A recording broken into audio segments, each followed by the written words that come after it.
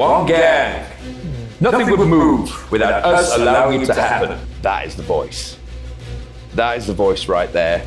More of that. Planet of the Dead, Fukushima challenges me. I kept saying, hey guys, if this is not for you and you are not digging this vocal, then just say so and I will not be offended. Some people like it, some people don't. I should probably get out and I should probably look somewhere else. The one I really enjoyed a couple of months ago, books, science fiction, video games, heavy metal.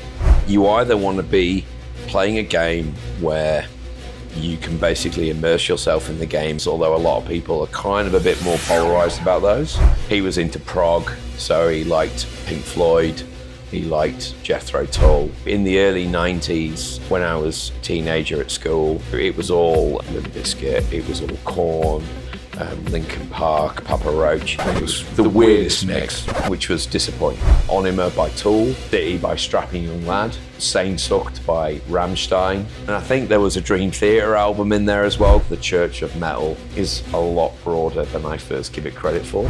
I'd split up from my girlfriend at the time and I kind of desperately needed to make some friends because I was on my Jack Jones. I met a couple of people and they said, why don't you come with us to this festival? It's in the middle of Germany, it's really big. It's called Wacken. In Flames would definitely be up there. Swallow the Sun would definitely be up there. Insomnium. So I ran quizzes at the Sprig and Fern. I do get stage fright every time. The original gang in The Warriors were called Dominators. Rage Against the Machine came out and did their debut album and they toured the UK. You know, it's a movement. It's everyone in the metal scene supports each other. It's probably one of the best modes of catharsis.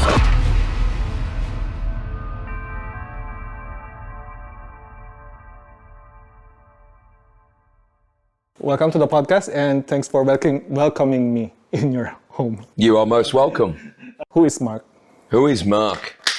It's a difficult question, right? It is a bit of a difficult question indeed. Who is Mark? Who is Mark? Okay. I've been in New Zealand over 10 years now. I was a citizen. I was made a citizen a couple of years ago. I'm originally Welsh. I grew up in North Wales. I studied in Manchester. I lived in Yorkshire for about 10 years. When I was 32, I decided I should probably get out and see the world. So I started with Australia, did that for a couple of years. I think it was probably work mainly more than anything that made me decide that I should probably look somewhere else to work. So I moved to Wellington in 2014 and I've been here ever since. And this city is great. I love this country. And at the moment, I wouldn't live anywhere else. So, yeah. So I guess who is Mark? I'm an engineer. I love books, science fiction, video games, heavy metal. Just kind of an all-round nerd, really. Works for me. I don't think I'd put any plainer than that. Yes. What video games do you usually play? Oh God, that could be a talk in its own right.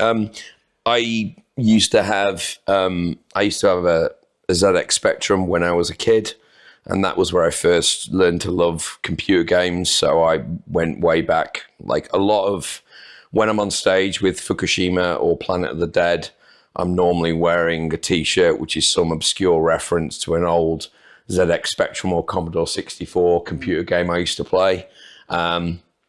And then I moved on to the Commodore Amiga. I always had a passing interest in writing games as well.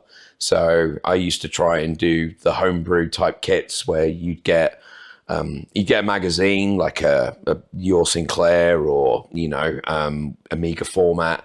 And they would have, every month they would have bits of how to code your own game. So, like Your Sinclair, you'd have 10 lines of code. And then the next month you get another 10 lines of code. And if you stuck with it, you'd get the full game at the end of it. So I kind of like that stuff. What am I playing at the moment? I generally like open world RPGs. So like Skyrim is always at the top for me. Morrowind, Diablo.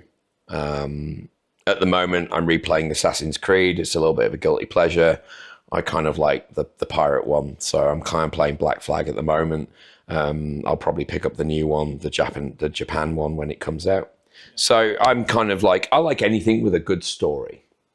Have you tried God of War or the other one, which is there's a Witcher, The Witcher 3? I have done The Witcher 2, I've done The Witcher 3, I've done the God of War games. The one I really enjoyed a couple of months ago was Horizon Zero Dawn. Is it good? Yes, it's excellent. If you love a good story with a really good game engine, it is excellent. But I loved The Witcher 3. I loved, I mean, those guys, the guys that did The Witcher, they did Cyberpunk as well, if I remember correctly. Maybe I got that wrong. Cyberpunk was another one I really enjoyed. I know that initially came out and everyone panned it, but I think that they did a good job of fixing it, and it's really great. So I had to go on that on PS5. So what do you love about God of War? What do I love about God of War? I think that having a really compelling main character in any game is really important. You either want to be playing a game where you can basically immerse yourself in the game and assume the main role, or you want a character that you kind of are compelled to follow the story. Great example of that was Last of Us. I like that. Last of Us had an amazing story, and it had believable characters that you actually cared about. And I think Kratos is kind of the same. Like, I think that, you know, the early games were all kind of quite bombastic. And then kind of the more recent gen games where he's got the son, I don't know, I feel like the character has evolved in quite an interesting direction. Yes. So I feel like I like God of War because I kind of am invested in Kratos' story. And that's really the reason why I play a lot of games, is I really care about the story. What's your influence in terms of metal with respect to the games? I tried to look at a couple of your songs for Fukushima. Yeah. Kuato is kind of coming from a movie. And then Dominators, same thing, coming from a kind of like a dystopian stuff. I mean, I think a lot of the lyrics I write for both of my bands, I would say, are heavily influenced by science fiction. So I haven't quite gotten around to writing any lyrics that are really themed on games yet. Most of the stuff I write is basically old books or really obscure science fiction, or more commonly known science fiction. So Fukushima, Kwato is about the first scene of Total Recall. And I read the original book many years ago, which is We Can Remember It For You Wholesale, which is by Philip K. Dick, who's one of my favorite sci-fi authors. So I was kind of already invested in that story, and I kind of liked it enough that I really wanted to write lyrics about it. With my first band in New Zealand, Dune features quite heavily. So Frank Herbert, I love Frank Herbert's books. I'll even admit to liking the Brian Herbert and Kevin J. Anderson prequels, although a lot of people are kind of a bit more polarized about those. Right. But a lot of those songs are written about the Dune universe. So video games doesn't feature too much in my writing so far. Oh, not altogether. There were a couple of songs I wrote for Planet of the Dead, which is one of my bands. And that was there were a couple of songs there about old Commodore Amiga games, which was a little bit of a fan service reference, if I'm frank. I think it's what I find easy to write. I just kind of, stuff comes naturally if there's like a personal resonance. Like old video games remind me of a time that I enjoyed when I was a kid. Same with films, same with books.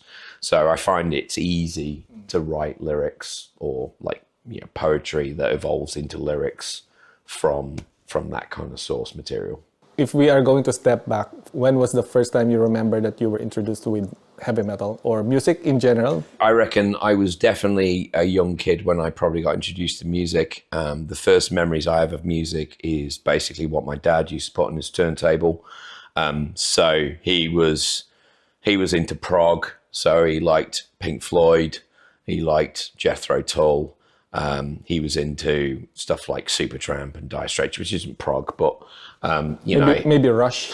Well, I kind of grew to love Rush like probably a bit later on, but I'm a massive fan of Rush. I love prog, but I think that comes from my dad.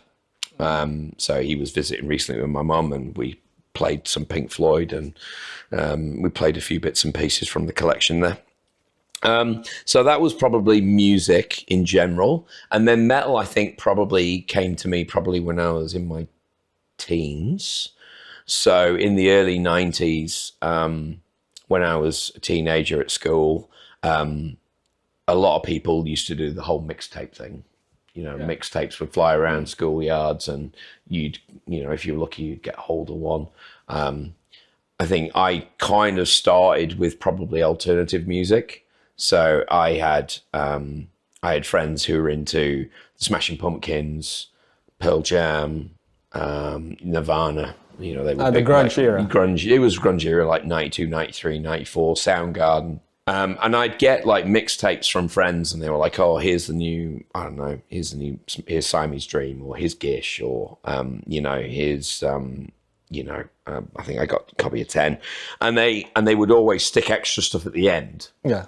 And I remember, like, the copy of Siamese Dream I had 3 tracks from Rage Against the Machine's debut album, and that was kind of an eye opener for me. And then another one basically had a couple of Megadeth songs, and I kind of gradually got introduced to kind of metal through getting hold of those tapes, and people would just throw random stuff at the end of albums that I would, and I was kind of into Britpop as well. Unfortunately, I got a group of friends that were really they were really into diverse stuff. So you'd get introduced to like real sort of obscure left field stuff. Like I remember when I was younger, listening to stuff like Sonic Youth, and and kind of the the Melvins and the Pixies and stuff like that, and the Stones, of course. I'll be the first to admit that, like, I really came into like 60s and 70s a lot later.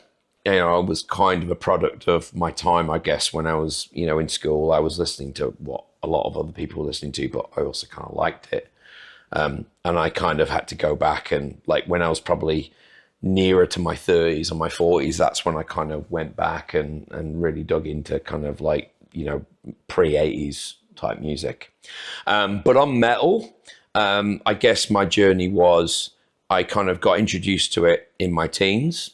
When I went to university, new metal was the big thing.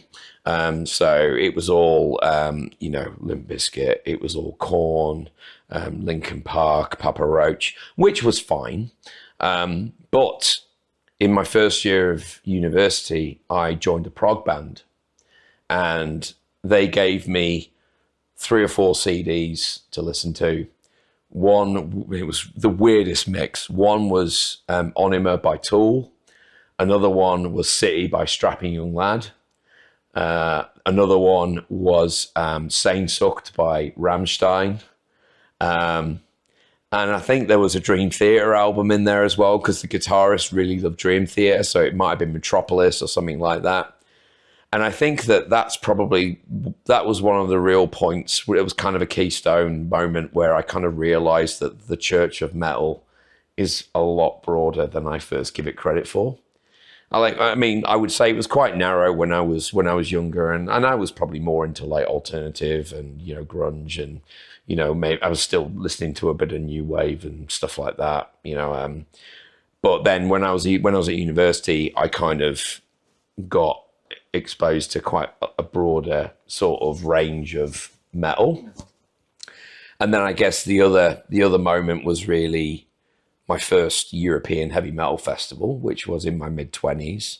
I remember I'd split up from my girlfriend at the time, and I kind of desperately needed to make some friends because I was on my Jack Jones. And I thought, right, I'm just going to go out to a metal club and I'm going to just meet some people.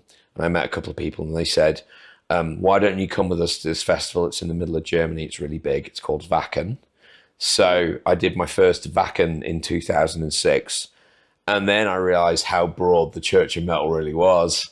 And that was like the kid in the candy shop thing. You know, I watched as many bands as I could, you know, as I could get the energy to muster to watch. Usually how many days? It's normally, so right now it's like a week. But I would say that it was, when I was there, it was normally 3.5 days. You did the Thursday, Friday, Saturday, and then everyone went home Sunday.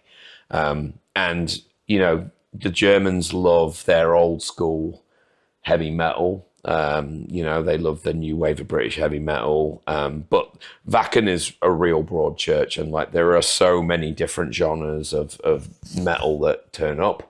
And I think that's where I was introduced to like melodic death metal, like the symphonic stuff. You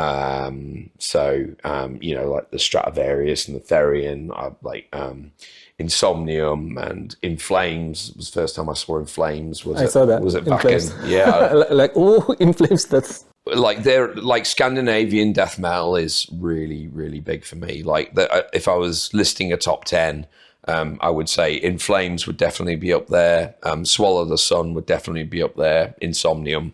I went to Finland probably about 3 years after my first Wacken, and I made like what I would say 3 or 4 of my closest friends are Finns, and I think that through being in Finland, I really got an appreciation for a lot of those death metal bands. They're very close to Sweden, so In Flames, Dark Tranquillity, you know, Hypocrisy, Opeth. So I reckon I really got a real broad view of metal probably in my late 20s to my early 30s. And I left Europe in my early 30s to move to Australia.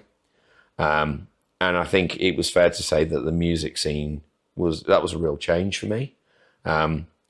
Melbourne has a really great music scene, but it's not a patch on Europe because that's where all the bands are. Right, I remember when Dark Tranquillity came out to Melbourne, and I went to watch them, and the tickets were like ridiculously expensive compared to when I went to watch them in a club in Manchester, and it was like, I don't know, £10 or £15 or something like that, you know.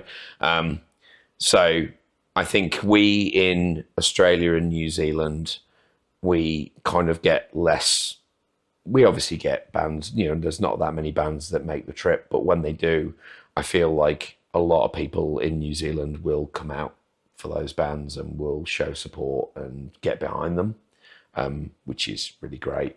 We were on about my journey in metal, and that I think really, I would say that I had a bit of a lull in terms of it's looking for new bands at the moment. I'm generally more interested in local bands now, so I'm not really looking at international. Not really. There's a couple of exceptions to that rule. So the last couple of years, if I think of bands that I really dig, who really were kind of relatively new, Sleep Token, Health, who are kind of more industrial, kind of like, you know, they're a bit out there. I haven't quite figured out what Health are yet, but I really dig their stuff. A lot of what I listen to is kind of reheated stuff that I've been listening to for years. I'm kind of a bit set in my ways, probably at the moment. I'm more interested in what new bands in New Zealand are putting out and what Australian bands are putting out.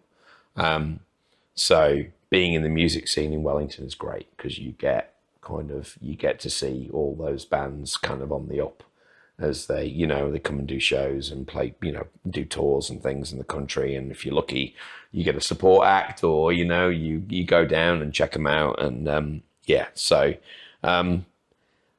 would say it kind of started quite narrow, kind of got quite broad for about, 10 years or so. And at the moment, I'm kind of getting into my curmudgeonly 40s where I'm kind of like, I kind of like what I like. I really love making music, and I really love being in the music scene in Wellington, in New Zealand. you know, I really enjoyed the Australian scene, but I feel like there's something about, especially like Wellington and Auckland and Christchurch, I must admit, I've done a couple of shows in Christchurch, and yeah, it's real tight. You know, the community's real tight. People generally will get out and support local bands. You know, we've got two, I mean, I'm doing 2 supports next month for international bands. One's for Ginger, and then the other one is Pallbearer. So they're coming over. So one of my bands, FVKVSHIMA, is supporting Ginger, and Planet of the Dead is supporting Pallbearer. So that's really great. Last year, Planet of the Dead supported Orange Goblin, who are a real big British band. Big fan of Orange Goblin, love their stuff for years. That was real great. I remember the first big band we supported was I Hate God, and that was a Planet of the Dead support. And that was real. That was awesome. It was so. We've got a great scene here. It could always be better, but I think we're lucky that we've got people like the guys at Valhalla, like Ben. You know, we've got people that are real out there and really pushing the scene real hard. And I think that it'll only get better. Writing songs. Yep. I heard you mention you're doing vocals and stuff, or teaching vocals. How does that compare with writing songs? And maybe we can start with writing songs. What's your... I understand some of them are like your inspiration coming from movies and stuff, but how do you compose yourself? I do get writer's block quite a lot. I have to be in the right frame of mind. So I think there is a little bit of prep for me in writing lyrics. I generally have to try and clear my head. I try and I'm lucky here because Wellington's a great place, and there's lots of places to get fresh air and be by yourself and let your mind wander. So, I mean, I have a lot of sort of sources I draw upon. Like I said, it's a lot of books I'll reread, a lot of films, a lot of old films that I really love, I'll rewatch. And I guess a lot of the stuff I've written for FVKVSHIMA and for Planet of the Dead, for that matter, it's generally hooked into it could be a particular moment that resonated in the film or a particular chapter in the book. The way I approach writing lyrics is it generally starts out as kind of like poetry.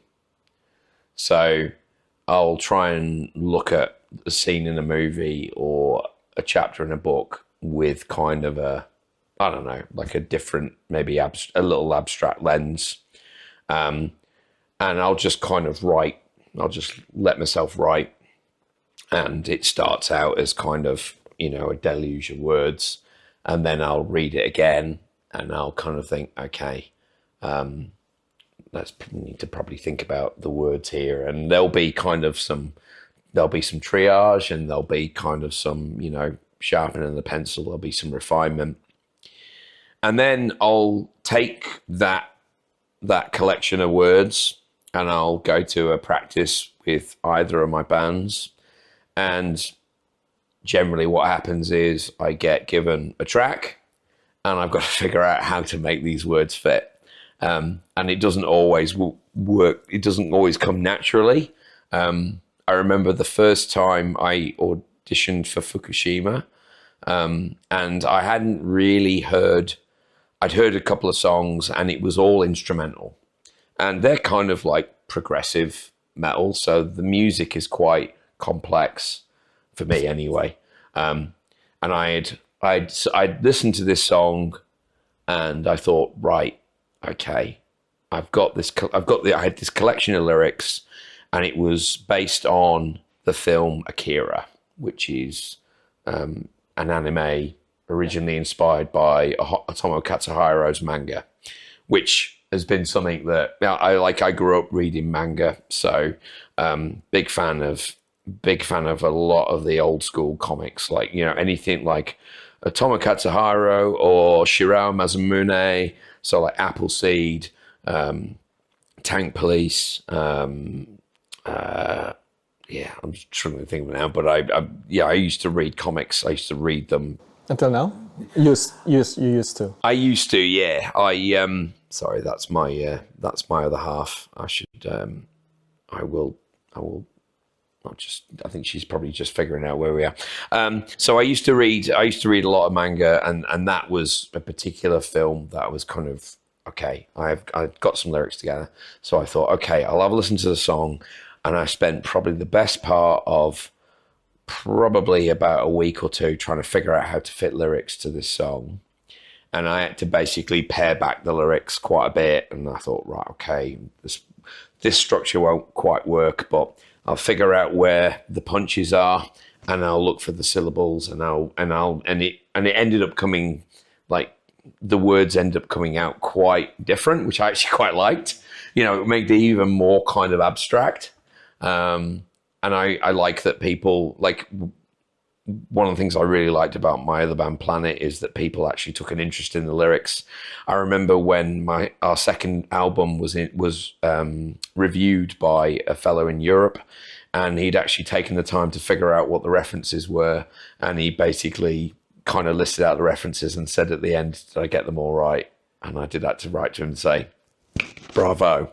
But anyway, Fukushima, the audition was very much, I had a bunch of lyrics ready.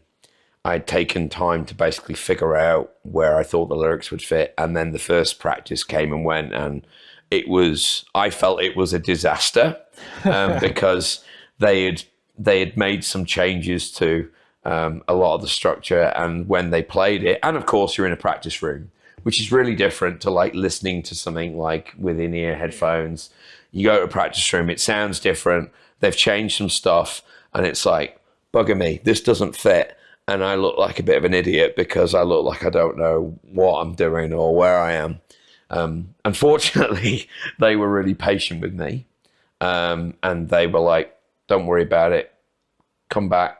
We can see you've got some stuff. At least you've actually listened to it and you've thought about what might work. And I think that over time, we've improved on that. Do you remember how many auditioned for that? I think it probably took a couple of months. And as I said, I kept asking at the time. I was like, hey guys, because I had only started doing vocals probably, like, the first band I was in doing vocals was 2018, and that was Planet of the Dead. And I joined Fukushima, 2 or 3 years ago. And I kept saying, hey guys, if this is not for you and you are not digging this vocal, then just say so, and I will not be offended, and I will go on my way. And they were like, no, we like, the lyrics are good and we like your style. And they stuck with it, and I stuck with it. And I think that finally that song, which ended up being 41, we got the lyrics down, and it was like, this sounds really, really good. And Planet of the Dead, you formed up the band, did you? So Planet of the Dead, that started in 2018. Malcolm, the guitarist, he was looking to set up a band.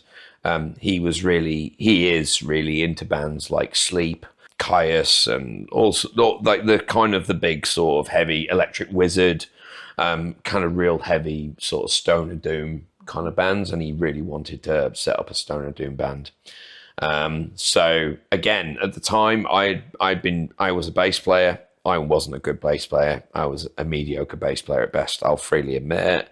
I decided that I thought I could give vocals a go. I ran pub quizzes, so I thought I've got no problem getting in front of people. Pub quizzes where? Sorry. So I ran quizzes at the Sprig and Fern in Thorndon.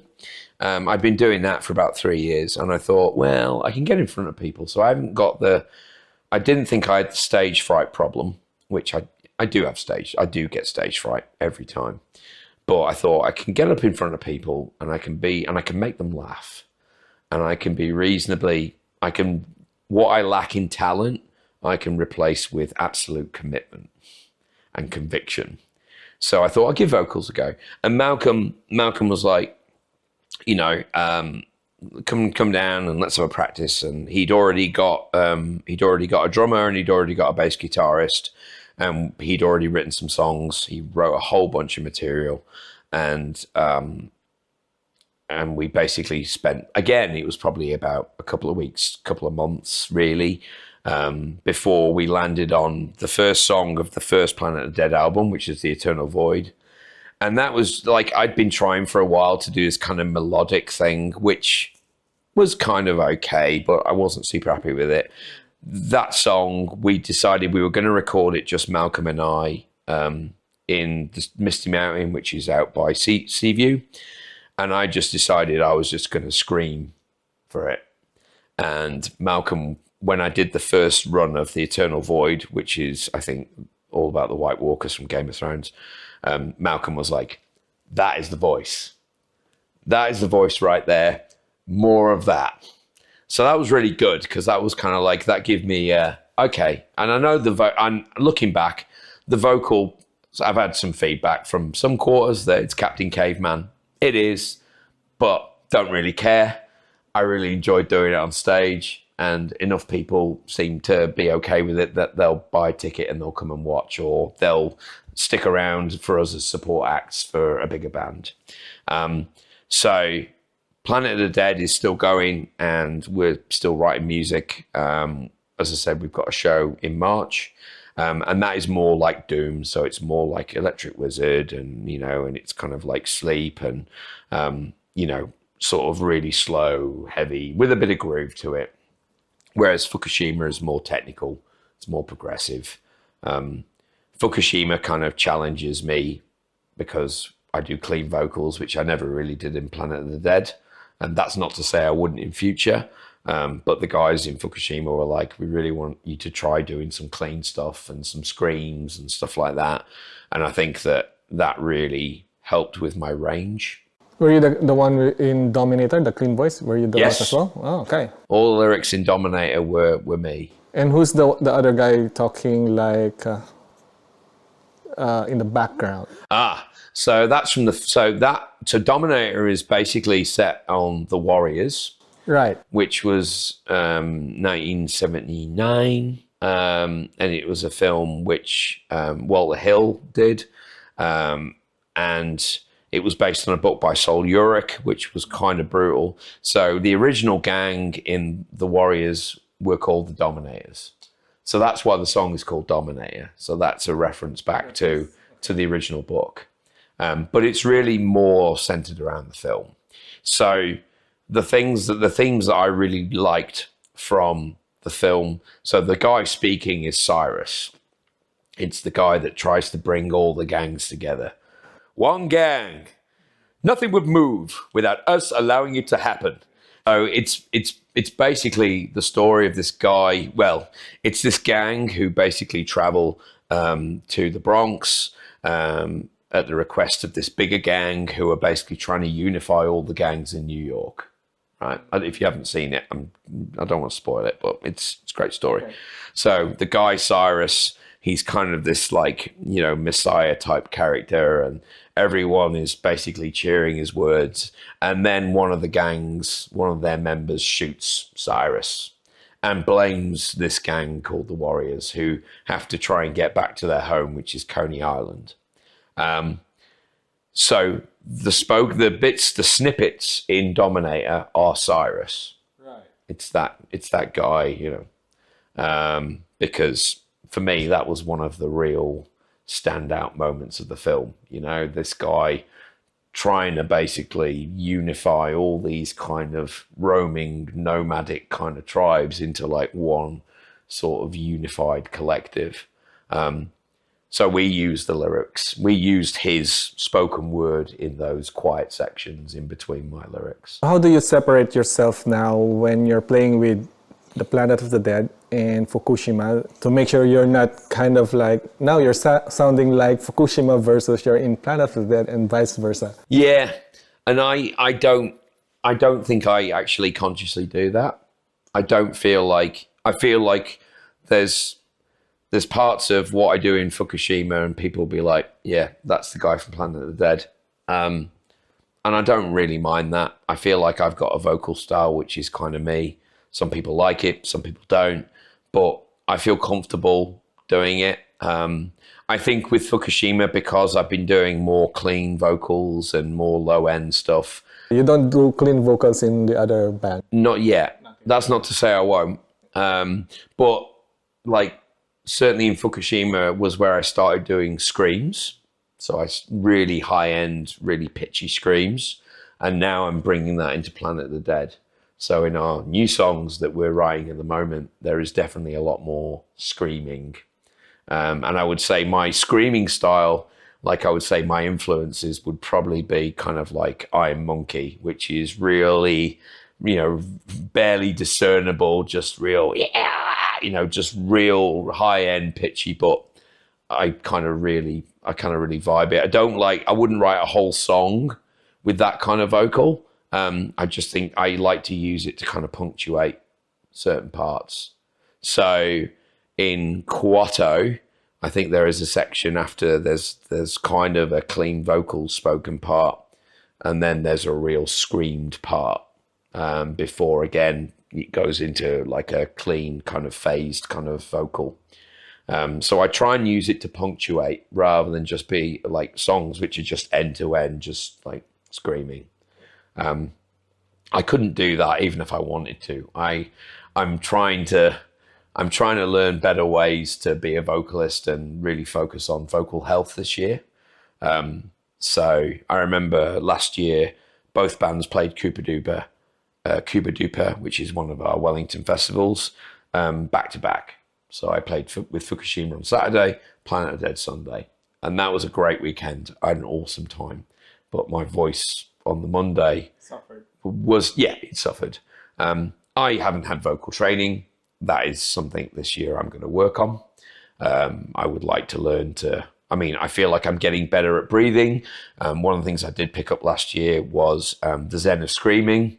And the Zen of Screaming has some real good techniques for practice and breathing and techniques for breathing. So I've really tried to take a few things out of that and try and improve the way I approach gigs and live shows.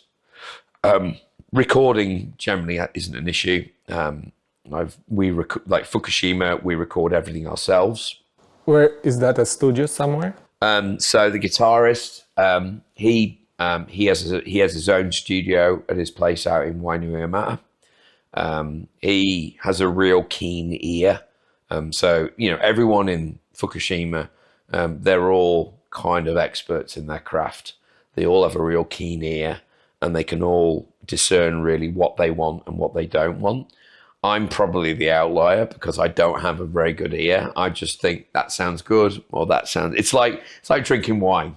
Some people can like discern, there's sandalwood in this, or I'm getting cinnamon, I'm getting cloves, and I'm just like, that's a nice red wine. And that's kind of about my limit. But I know what I like, and I'll generally be like, I think this sounds really great. I think it's got a real groove. So we record. So Planet of the Dead, we recorded at the Surgery, which is in Newtown. So we had James Goldsmith work with us on our first two albums, and that was an awesome experience. James is a great guy, knows his stuff. He really helped us get the best out of our music. Really grateful to him for the time he invested in us. Whereas with Fukushima, the guitarist Nathan, he's been in the business a long time. He did a lot of production himself. He was in Backyard Burial they're one of the big kind of, I guess, grindcore New Zealand kind of earlier bands. So he knows kind of what sound he wants. The drummer, Pete, he's a jazz drummer. He knows what kind of sound he's looking for. Greg, the bassist, Dale on keys, they've all got real specific ideas. And I think that that's kind of a blessing and a curse, because it means stuff takes longer to develop, but it means that when it gets to the finish line, it's that much better a product. Yeah. So yeah, I record with Nathan, and basically our recording approach is I'll go over the hill, I'll go to Wainui, I'll visit him at his home. He fortunately has a very understanding and patient family who put up with me screaming at a microphone for a couple of hours. But we generally, we work really well together, and I think that he knows, he's got ideas about what to do in which sections of the song. Why don't you try screaming this? Why don't you try speaking this? And he's got a real, he's really good at kind of just saying, why don't we try that? Just thinking outside the box, trying different things, layering BVs, all that kind of stuff. I think it works really well. I'm gonna go back to the topic of culture. What do you think? I haven't been to UK, but what do you think is the difference? I know it sounds hard to compare two different countries, but in terms of the vibe in UK versus the vibe in New Zealand, what's kind of what's the differentiator? My English is killing me. No, it's a very fair question. In the UK, I found I was in a couple of bands in the UK. I was in an alternative band which was called Red Riding Quartet. It was a band that wrote music. The lyrics were all inspired by a local writer. So we were based in Wakefield, which is Yorkshire. And this guy, David Peace, he wrote a bunch of books, the Red Riding trilogy, which was all about the goings and happenings, what happened in Yorkshire. There were a couple of bits in there about the Yorkshire Ripper, who was a notorious serial killer. But it was also, I think, there was also a kind of a take on like living in Yorkshire and culture and normal people. So I was in that band for a long time. We wrote an EP. I was there with them for a few years, and then I left to go to Australia because I felt like I had to broaden my horizons. I felt like it wasn't too difficult to get gigs in the UK, but I think competition is quite fierce. There's a lot of bands. It's 65 million people, so you're up against a hell of a lot of people that are all doing doom, stoner, alternative. It can be quite hard to stand out. I think Red Riding Quartet was a band that I loved being a part of. We weren't going to ever make any big money, but it was fulfilling for the soul, because it was just, we were all writing music that we really loved to play. And we had really great time doing shows. People, enjoyed it. I think because what we lacked in talent, we made up for in commitment. And when I mean lacking in talent, I mean me. I think we were definitely a bit, definitely a bit different to a lot of the bands that were floating around. We borrowed from, Sisters of Mercy and The Cure, and, we borrowed from all sorts of different influences.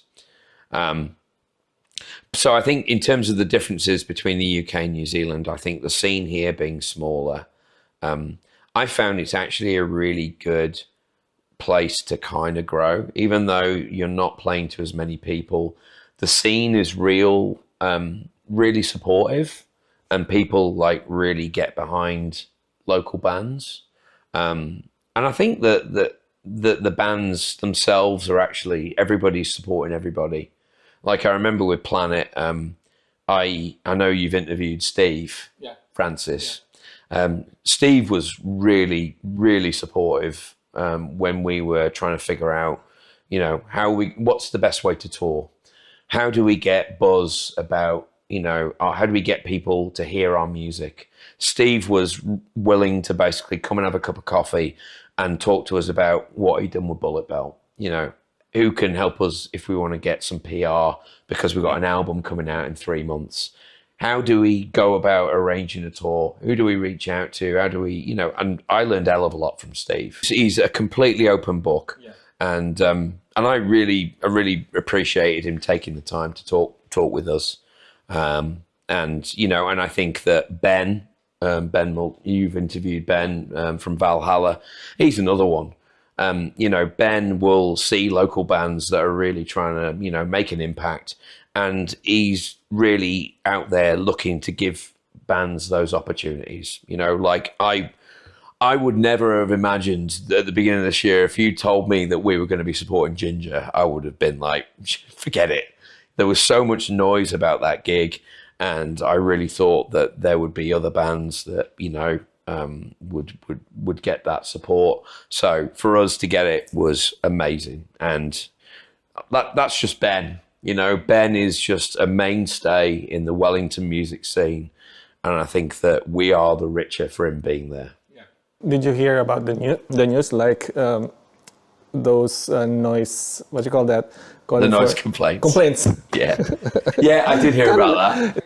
If you are going to if you don't want noise, like party and stuff during Fridays, don't live in the city.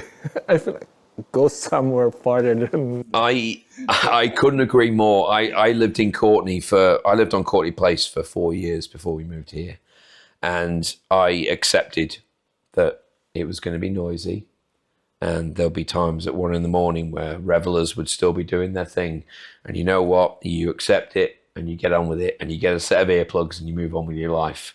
I feel really bad that Ben has had the trouble he's had with the noise complainants.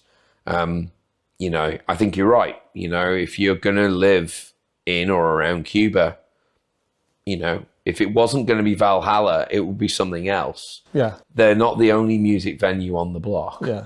I did read about that, and I hope that it doesn't cause any long-term issues for Ben, because I feel like this city needs Valhalla. It needs the music venues that we have. I have been here 10 years, and, you know, we have seen a few places disappear. You know, and we're starting to see some places come back now. So Underworld Tavern is a great place to do a live show. It's what was the old Hop Garden, then it became Boneface Tavern. So it's on Perry Street. Really great venue. The owners there, they love their metal, and they kind of getting shows on, and it's, you know, there's been some great shows there. Beast Wars played there not long ago. You know, Beast Wars and Sidewinder, and I think that we need, like, as musical acts, we need to be getting to those places and, you know, showing our faces and playing shows there. And locals need to be getting to those gigs and showing their support for the smaller venues. Meow Nui is going to be interesting. It'll be the first time we've played there with Ginger. I understand I don't know much about it, but I know it's a bigger venue than Valhalla. It's a bigger venue than San Fran, I think. So that'll be an eye opener. But yeah, I think ultimately, you know, it's, if you're going to live there, then you've kind of got to take the rough with the smooth.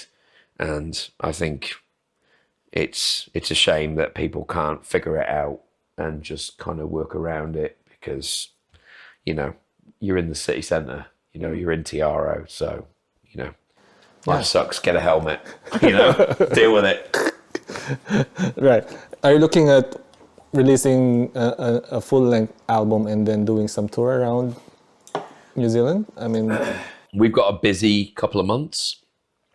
So Fukushima are going to be playing. We're playing next week in Napier.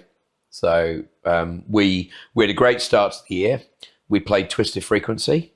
So that's a festival in Golden Bay, which is, you know, they had a live music stage. We played there with Beast Wars, Distance, our friends Distance were there, No Frequency were there. We had a really great show there. Like, I don't know how many people turned up, but I understand it was quite a lot, which is great. We had a late show. We were on at 9 o'clock, so the stage was lit up. It was awesome. I had the best time. Don't mind admitting it. And we caught the Beast Wars guys before they went on stage. They had a great show. So it was a really great start to the year. We're going to be playing with our friends Distance again next week in Napier, which is going to be awesome. So we're playing a show with them.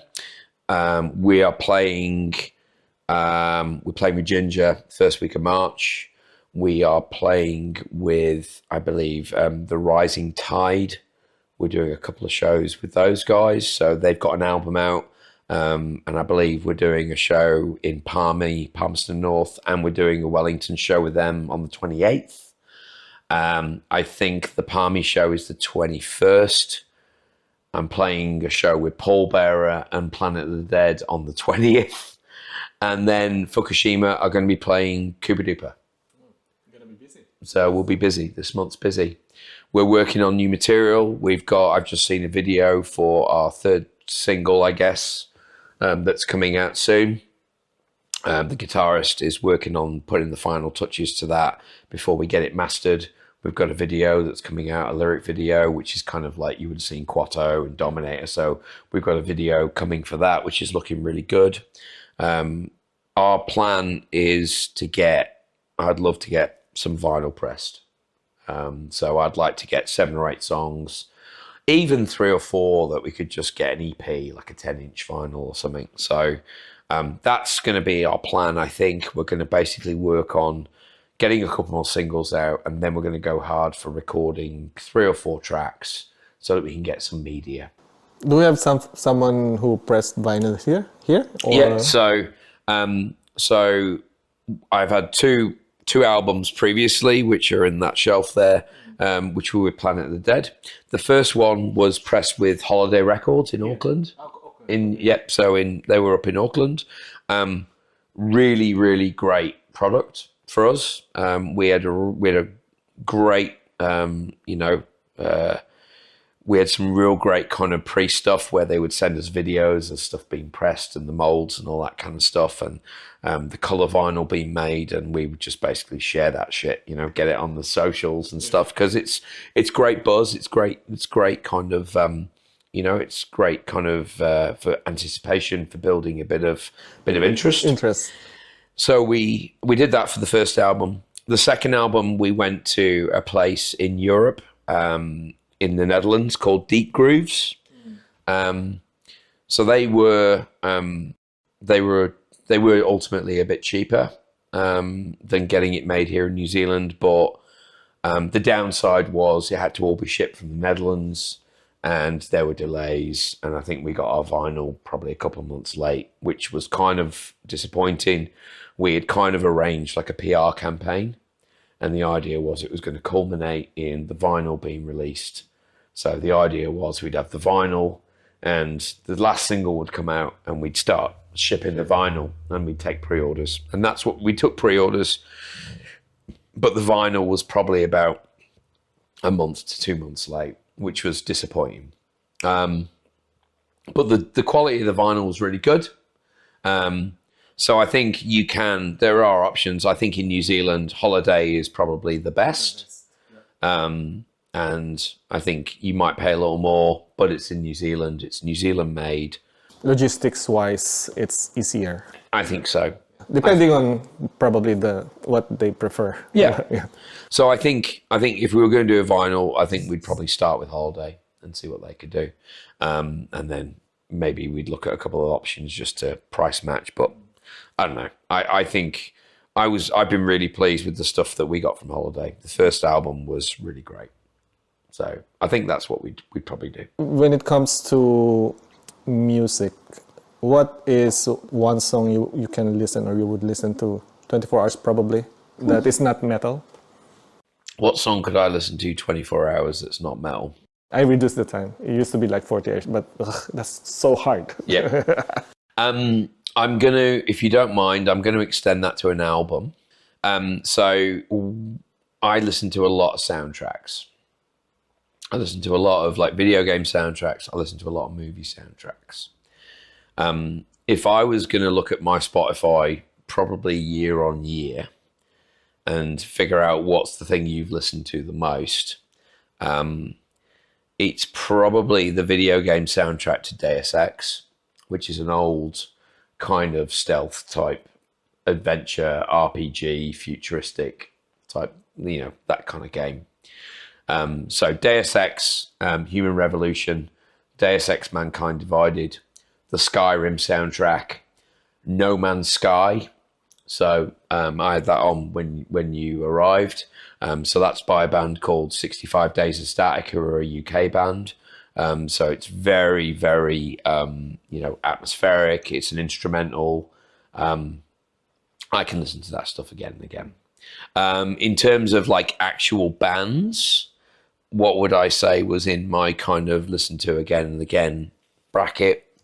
I've always had a soft spot for Smashing Pumpkins. I would say Siamese Dream is an album that I could happily put on repeat and just listen to and listen to. I'm a big fan of Isis and Neurosis. So they're kind of like more like avant-garde, post-rock.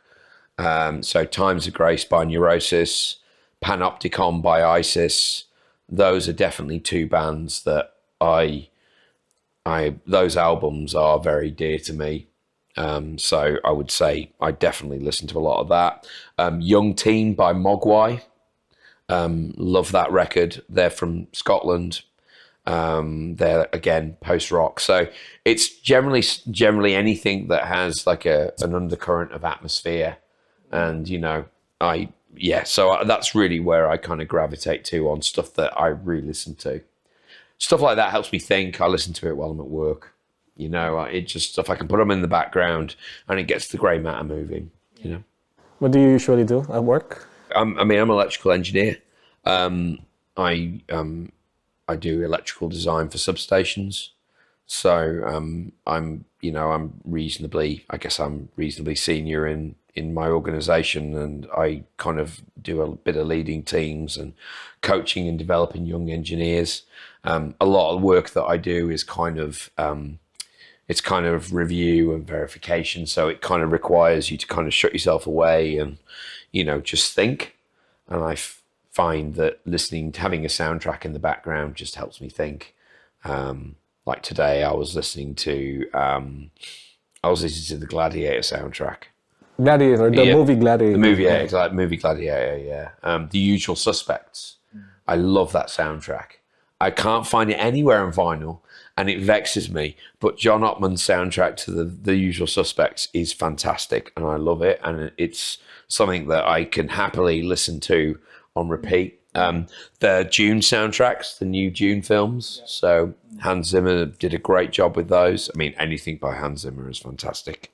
Have you heard Spawn? Spawn's soundtrack? Yes. How do you think about that? There was probably that, because that was kind of like a 90s, late 90s. And like there's films like that, and like The Matrix, Judgment Night and stuff like that, where, they just got a whole bunch of folks and did like a really killer soundtrack. Yeah. Spawn, Matrix, which you mentioned. There's another one which is Last Action Hero. Yep. And there's a bunch. I forgot the other Arnold Schwarzenegger. It's not the Terminator. There's another one which I forgot. Anyway, I used to collect different soundtracks. Yeah. Because a lot of my stuff there is soundtracks. So like Bill and Ted's Excellent Adventure is in there. Back to the Future. I love Bill and Ted's Excellent Adventure. I love that film. It's a guilty pleasure. I'll admit it. Excellent Adventure or Bogus Journey? Well, it depends on who's. I like both, and the soundtrack to both is great, because you've actually got Megadeth on Bogus Journey, which is awesome. Yeah. But yeah, I love soundtracks. They really help the thought process. And when I'm writing lyrics, like, I'll have a soundtrack on, because it just helps helps flow. There's one not metal, one soundtrack that I love listening to on repeat. There's a whole bunch, but I just remember there's one that I really love. Like, it's a country kind of soundtrack. Bon Jovi, Young Guns 2. Yep, Young Guns 2, Blaze of Glory. That's the only thing that I can listen to like on repeat. They have a lot of good songs, but in terms of that, I think like Santa Fe. Yep. Yep. Yeah. I hear you. Yeah. So I think that it's quite an art to basically putting together a great soundtrack, like that's a collection of different artists, as opposed to somebody basically doing like a concept, like for, you know, for like, or an OST. The Guardians of the Galaxy soundtracks are really great. Goodfellas, American Graffiti. So like all like those like are all in the collection, and like I must admit I do like Reservoir Dogs, Pulp Fiction, of course, Once Upon a Time in Hollywood. You know, those have got real, like Tarantino does it really well. Yeah. Like he just seems to be like just home in on like the right songs at the right moment. I guess that's part of the charm really, and why his films are so successful. Do you know how many vinyls you have? About 500. Which isn't really massive. I'm getting to the point where I'm kind of curating at the moment, and I'm really just zoning in on stuff that's like gaps. I don't generally buy a lot of new vinyl. I'm generally looking for stuff that I like, an album that I had 20 years ago. So the one that I'm looking for at the moment, which is really hard to get hold of, is Mellow Gold by Beck. I love that album. I listened to it when I was a kid. It's extremely expensive to buy on Discogs, and I can't bring myself to spend the money. I'm holding out for a repress one day, which might never happen. What have I got on order at the moment? So I've got the soundtrack to Mass Effect. So that's another video game, which is another open world RPG. It's more of a space opera. I picked that up from, so I generally buy a lot of stuff from, Pixel Crib. Pixel Crib is a website that specializes in vinyls of video games. So I've got the Master Chief Collection, which is the Halo soundtrack. Really love that soundtrack. So that's coming. Stardew Valley, got the soundtrack to that. I guess there's the company that make all the horror soundtracks. So I've got The Thing, Waxwork.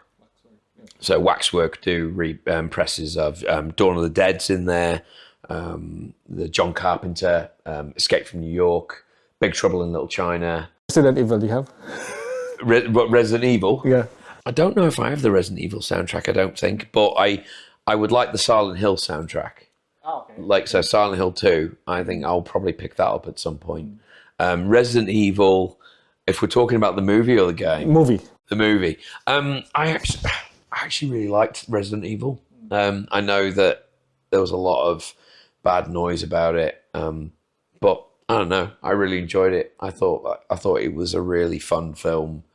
Even the game. Yeah, the game's amazing. Like, I remember playing Resident Evil PS1 on a PS1 in 1998 in a little tiny flat in my halls of residence as a student.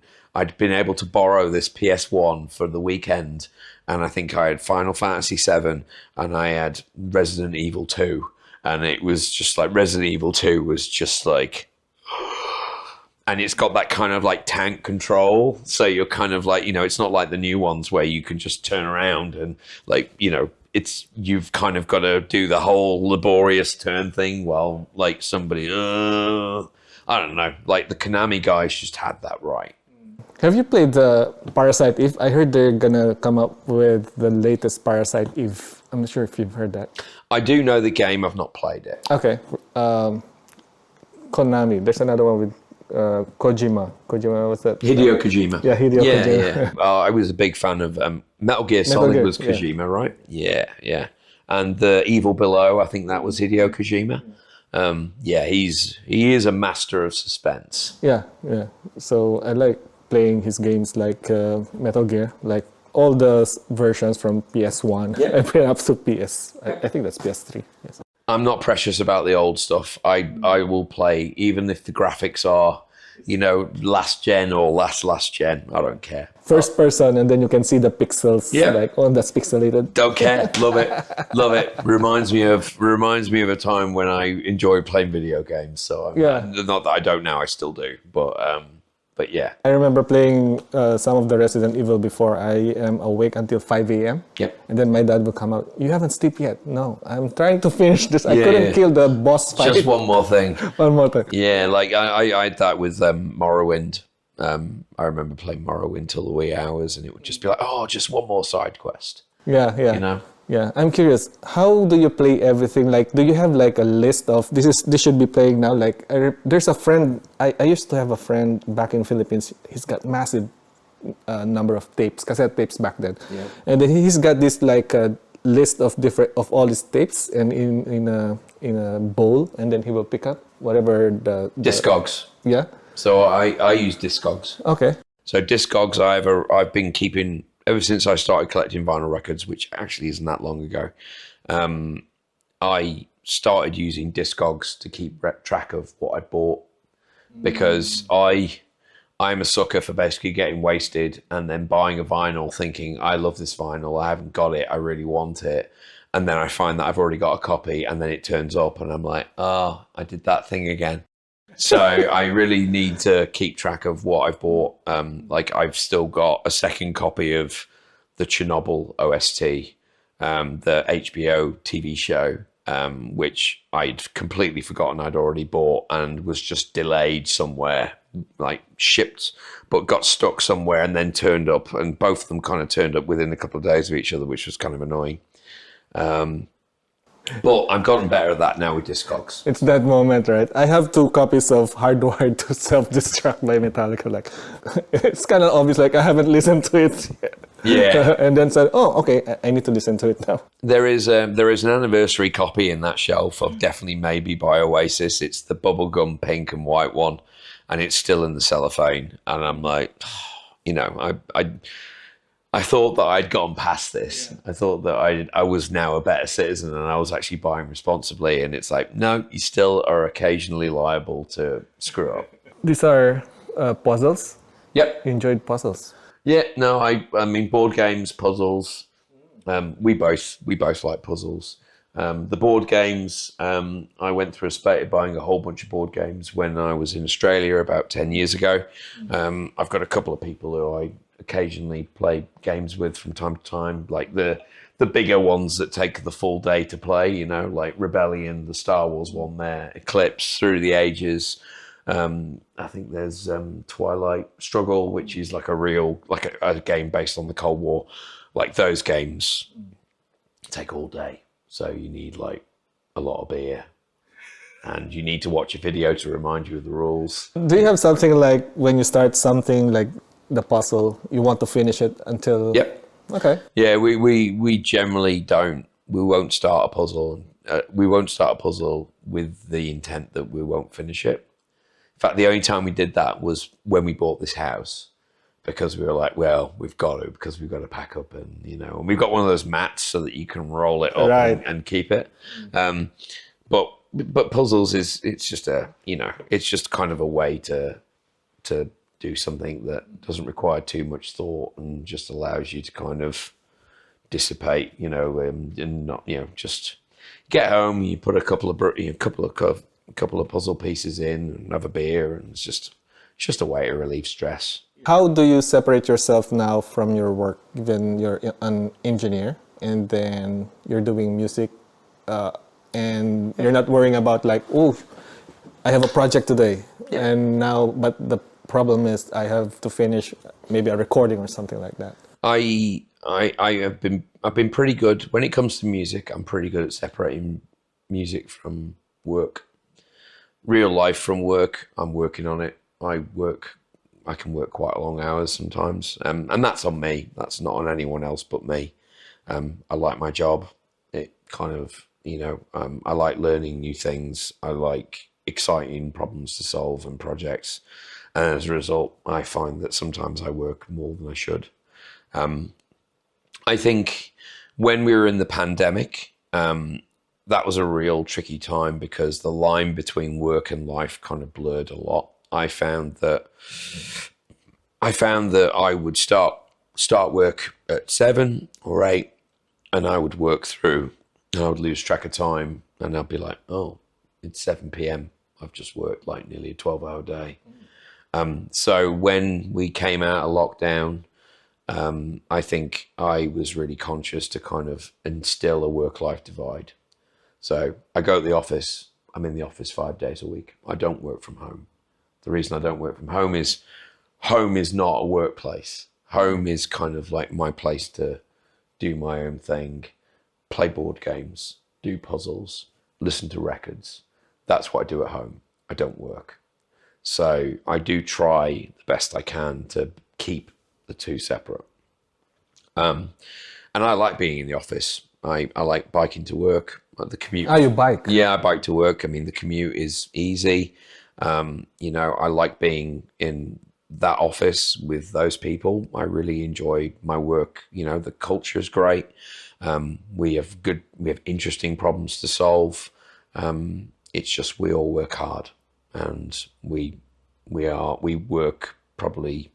We are overworked. And I said part of that is our own, you know, it's our own failing because, you know, I like to help people and I like to solve problems and I say yes, probably more than I should. But that's how I keep work life separate. I would say life for me right now is very full. You know, I work hard through the day. I normally practice with one, sometimes two, both of my bands like every week. Every week. I run a quiz once or twice a month. You know, and our weekends we have a house, and you know we're in the garden and we plant vegetables and we grow things, and you know we're still working on getting this place how we want it. We love this house. We only moved in a couple of months ago, so we're still getting used to where everything is. But it's a lovely place to live.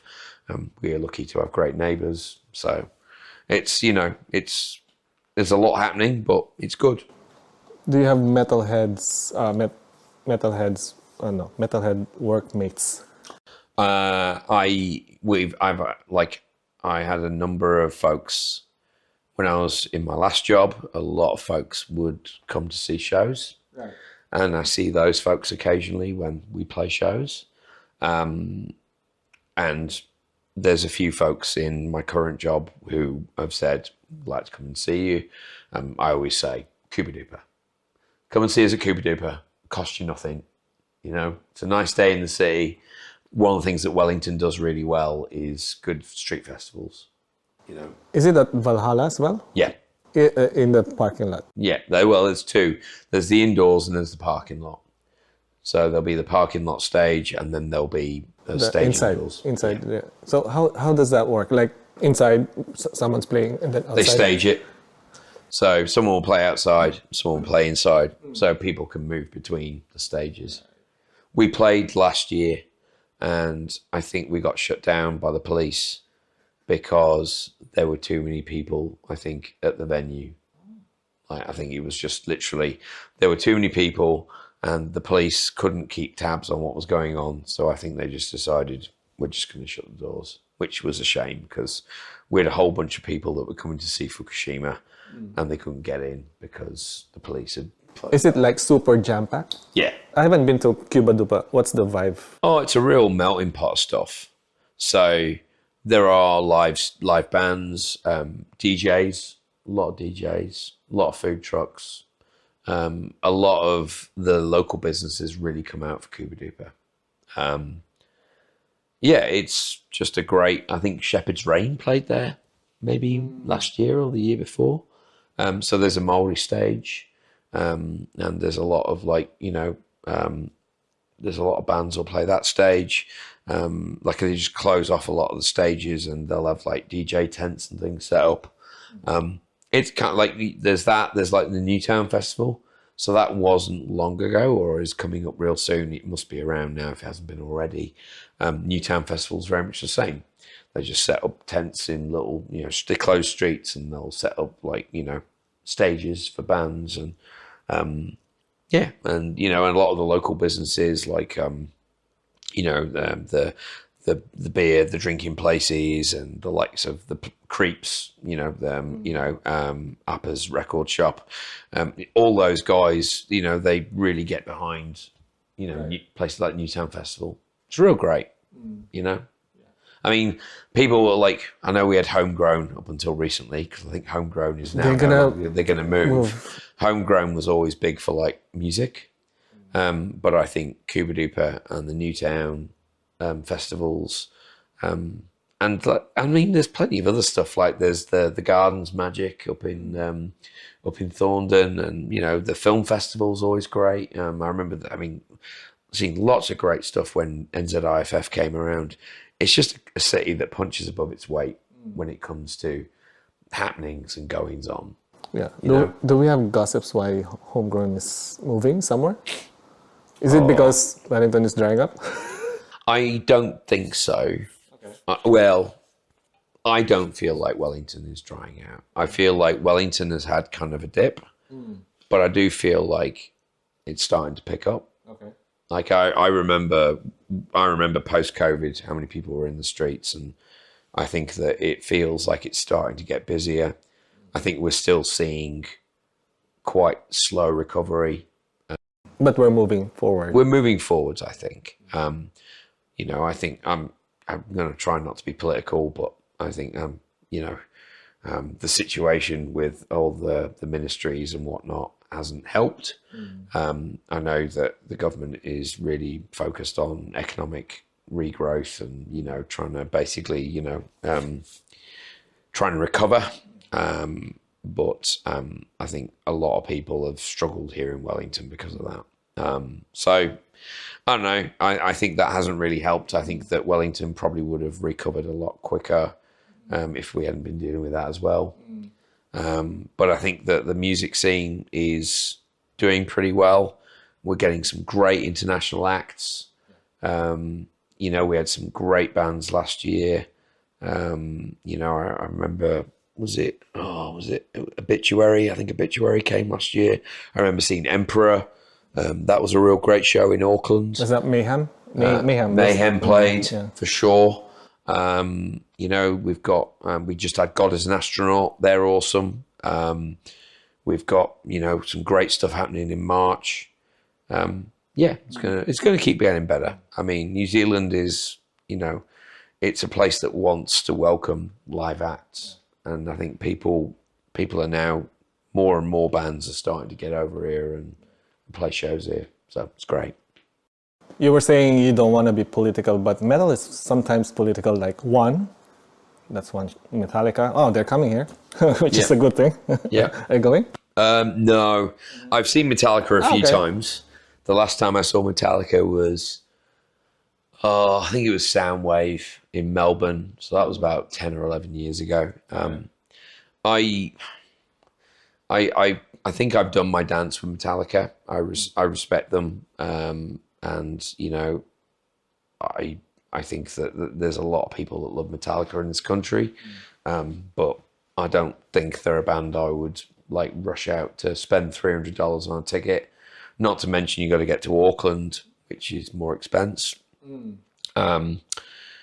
I wonder, I did think about actually what bands would I actually like get out to see. I saw AC/DC a couple of years ago or some years ago. I saw Foo Fighters, but that was because they had a cheap ticket. And I was really pleasantly surprised with Foo Fighters. I really enjoyed the live show. Good show? Yeah, it was a good show. I had a ticket for Tenacious D just because I thought it might be funny. That didn't work out. Why is that? Oh, yeah. Different expectations? Well, I think it was, everyone was keen for it. And then there was that whole business of what the fella said on stage. I can't remember, but I think he said something about Trump, or it was about the attempted assassination. Okay. And I think that they think they split up for a little bit, and now they seem to sort it out. And they're coming back, and I'll be away on holiday when they come back, so I won't catch them this time. I think if Megadeth came, I'd go and see Megadeth. I've seen Slayer plenty of times, and Slayer have always consistently disappointed me live. They kind of just have all the hallmarks of a band that kind of phone it in. You know, and maybe I've just caught them on off days, but I've seen them a half dozen times, and I've never been that jazzed. I really enjoyed Anthrax the times I saw them. I'm going to go and see Health. They're playing a show in a couple of months. and I really like their stuff, and their live shows have a lot of energy. I saw them in Melbourne probably a couple of months ago, when they were playing the Rat Wars tour, and they were excellent. Yeah, Tool. I'll probably watch Tool. Although again, I've seen them a few times, and I'd probably have to work up to it, I think, a little bit. Everyone likes Tool in this country. Everyone wants to go and see Tool, and I'm just kind of like, well, you know, I remember seeing them when, like, Christ, I saw Tool. It would have been 1994 or 1990. It was around 93, 94, 95. Rage Against the Machine came out and did their debut album, and they toured the UK, and I think Tool was supporting, and they were playing Undertow, like they had that album out. And I remember seeing them back then, and I think I probably wasn't old enough to really comprehend what I was seeing. I knew Rage Against the Machine because I got a copy of some album, and at the end, the guy had copied Bullet in the Head and Know Your Enemy, and I listened to those two songs on repeat on that cassette. That's probably your answer to my question a while ago. On repeat. Yeah, no, like the first album of Rage Against the Machine. Yeah, for sure, that is definitely in there. And I saw Tool back then, and I was like, yeah, I don't know if I get this. And then I saw them years later when they played Lateralis. They toured around the same time as Rammstein. Rammstein played their first show in the UK, and I think Tool were playing around the same time.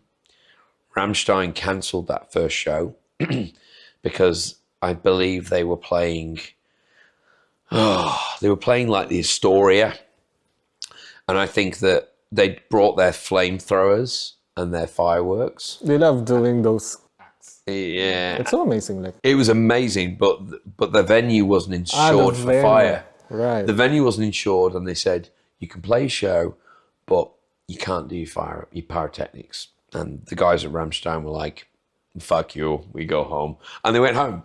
And we were all queuing around the block for hours before they came out and said, "Yeah, they're not playing because we can't let them use their pyrotechnics." So that was disappointment, but then went to watch Tool, and that was pretty amazing. So I've heard Tool before back in the 90s, and I didn't really pay attention to them. But then when I met someone here, and then he said, like, I'm playing bass. Okay, what kind of music do you play? Tool? Schism. Okay, that's a nice song, I think. Then I went to listen, like, oh, okay, this is a cool song.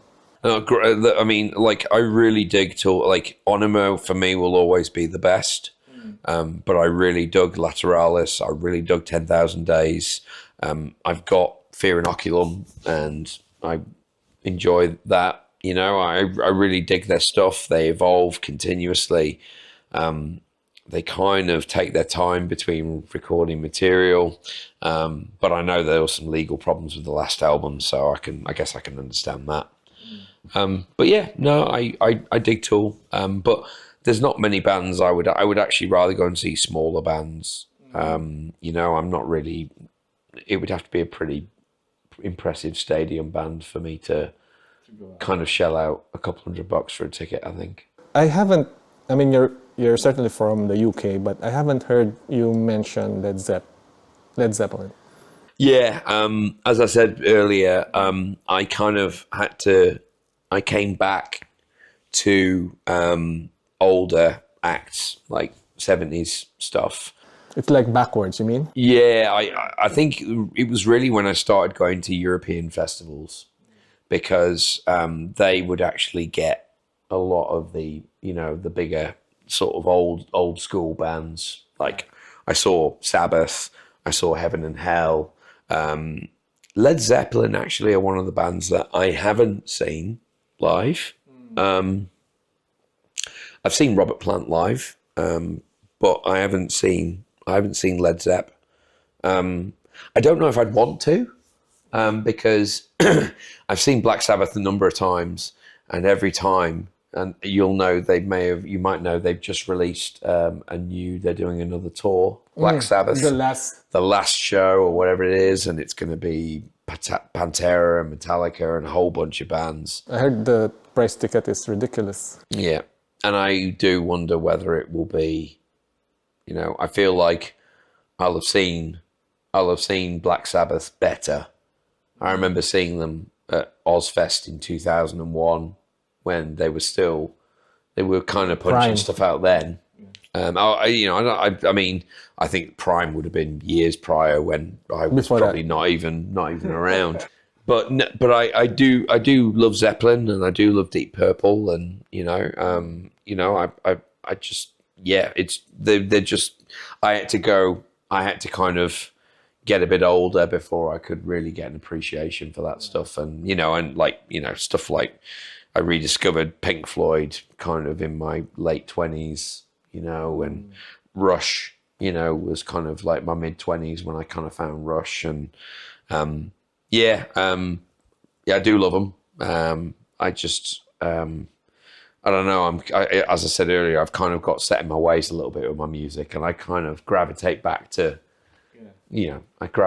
certain things, I guess. What's heavy metal for you? What is heavy metal for me? What is heavy metal?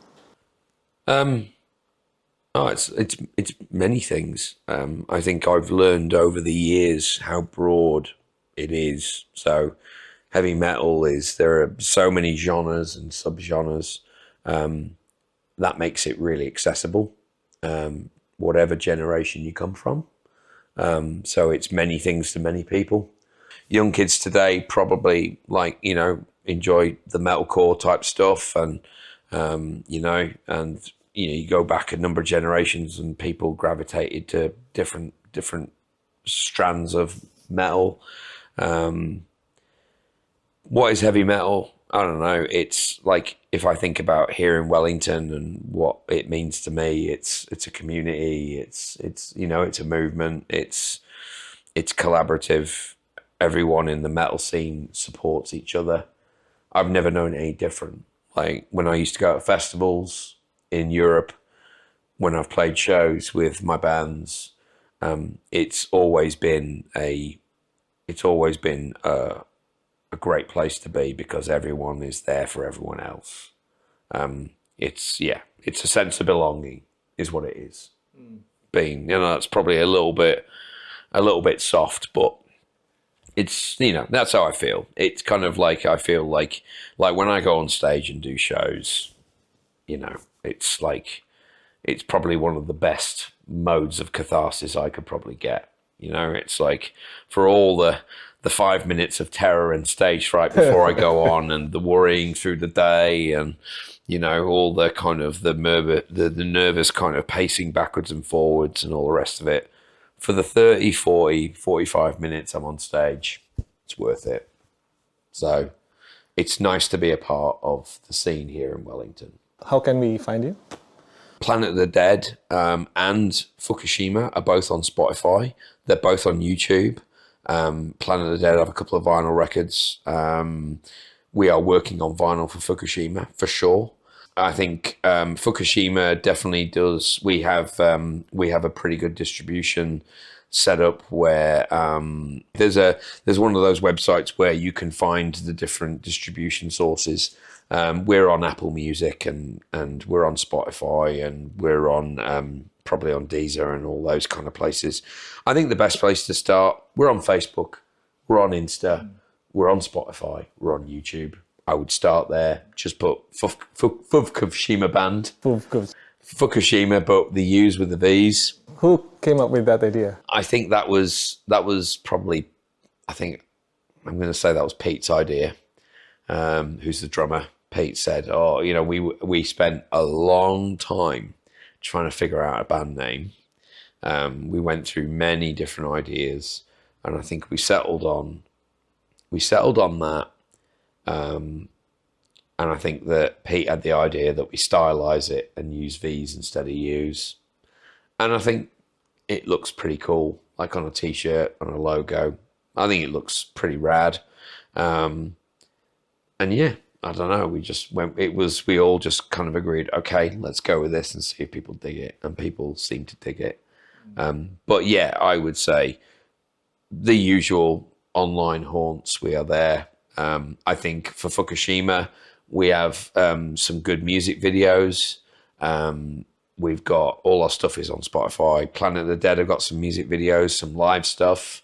We're on Bandcamp, so if you want to support both bands, you can buy our stuff on Bandcamp, and that's probably where you'll see a lot of the merch side of things. So there'll be t-shirts for Fukushima coming this year if we can get some vinyl as well. So we're looking at trying to get some more stuff out there because we need to we need to build the brand a bit. We need people to, we'd love, and people keep asking us, where are your t-shirts? Where are your stickers? Where are your patches? And we're like, yeah, we haven't got any yet. We're working on it. We are working on it. It will happen this year. I promise you. We will do better. All right. Promise. Plus the logo itself, like it makes you look twice like Fukushima. Yeah, it does. It is a little bit. That's intentional, is it? Absolutely. It is kind of part of the thing. It's like, am I reading that right? Yes, I am. All right. Okay, thanks for your time. Appreciate it. Sorry it's late, but That's I okay. really appreciate your time. Nice meeting you. And Nice to meet you too. can we do a fist bump? Okay, And we did the explosion. Did you see that? That was seamless. Okay. Nice to meet you. Thanks for taking the time to chat with me. No worries. Thanks for your time, and thanks for inviting me here. Quick, I think this is the biggest, questions that I would like to bring in. Oops. And yeah, no problem. Right. Yeah. Part 2. There's always part 2. Always a part 2, I think. Okay. Hang on. This is really not working for me. If we are going to step back far away until when you were young, and is it time now? No, it's okay. Okay. Yeah. Sorry, no, yeah, that's my It's part. okay. I invited myself, by the way. No, yeah, but you are most welcome. All right, thank you. Thank you, sir. Can I sleep in? Steady, my friend.